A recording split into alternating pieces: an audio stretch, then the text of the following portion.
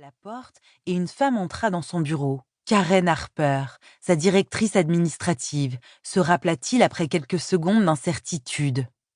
Aero Carlton, qui fabriquait des pièces détachées d'avions, était une acquisition récente. Il commençait tout juste à faire connaissance avec le personnel. « Excusez-moi de vous déranger, monsieur Barbieri. Je voulais m'assurer que vous étiez d'accord pour renouveler notre participation au programme de réinsertion des anciens détenus, auquel nous avons adhéré l'année dernière. Il est dirigé par l'association caritative New Start, qui effectue une sélection rigoureuse des candidats. Nous avons une stagiaire qui commence demain. Elle s'appelle... Peu importe, coupa Vito. Je ne vois aucune objection à participer à ce programme, mais je m'en remets à vous pour les détails.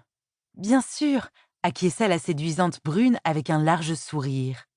De toute façon, elle n'aura qu'un rôle subalterne, bien entendu. Vous n'aurez peut-être même pas l'occasion de la croiser.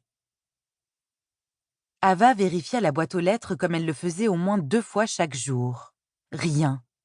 Inutile de se voiler la face plus longtemps. Sa famille ne voulait plus entendre parler d'elle. Ses lettres resteraient sans réponse. Refoulant les larmes qui lui brûlaient les yeux, elle releva le menton.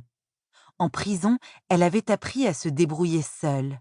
Il n'y avait aucune raison qu'elle ne soit pas capable de continuer, même si depuis sa sortie, elle allait de désillusion en désillusion.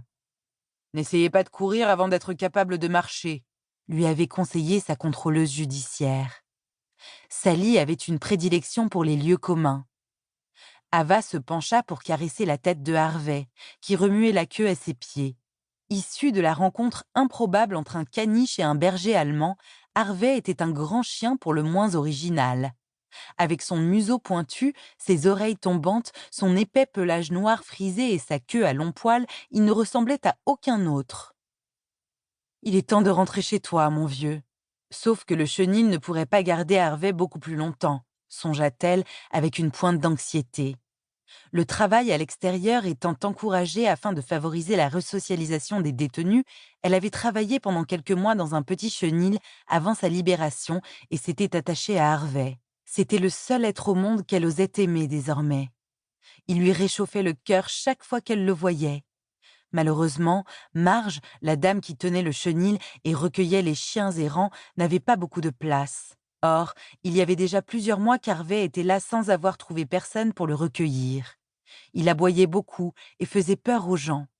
C'était d'autant plus dommage qu'il était adorable, loyal et très propre. Ava réprima un soupir. Elle était bien placée pour savoir à quel point les apparences pouvaient être trompeuses. Pendant des années, elle avait elle-même arboré une froideur de façade pour tenir les gens à distance, persuadée de n'avoir besoin de personne et se moquer de l'opinion des autres. Chez elle, à l'école, partout, elle avait vécu solitaire. Sauf avec Holly. À cette pensée, elle fut accablée de douleur.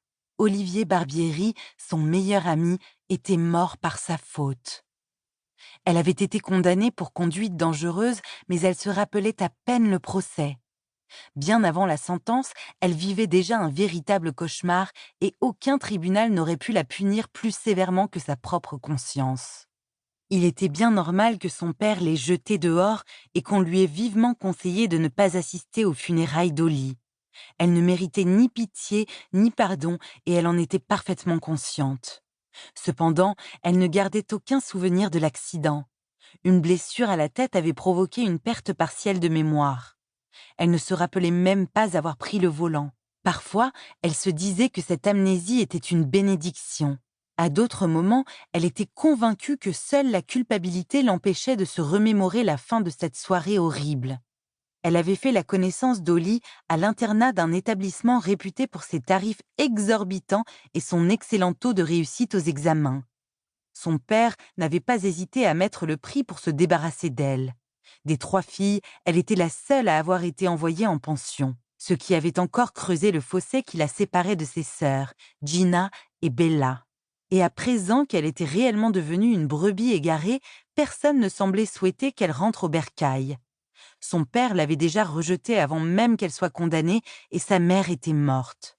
Quant à ses sœurs, elles avaient chacune leur vie avec mari, enfants et carrière.